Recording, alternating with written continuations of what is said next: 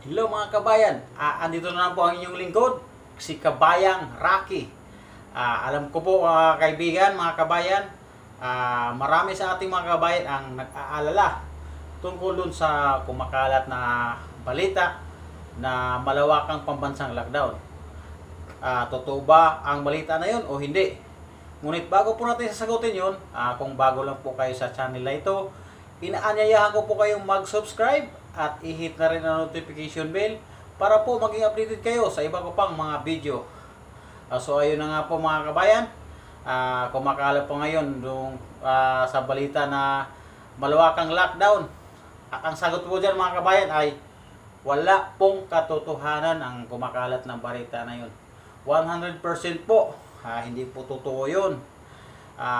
Pinatotohanan po yan ng ating kagalang-galang na spokesperson sa Presidential Secretary, Attorney Harry Roque.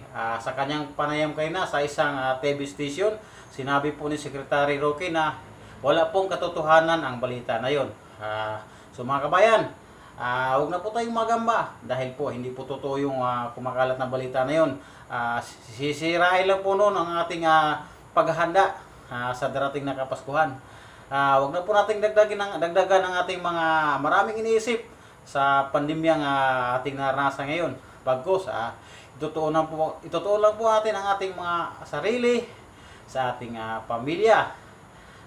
Pwede tayong magbanding sa ating pamilya kahit nasa bahay lang tayo. Dapat po laging masaya lang po sa araw-araw.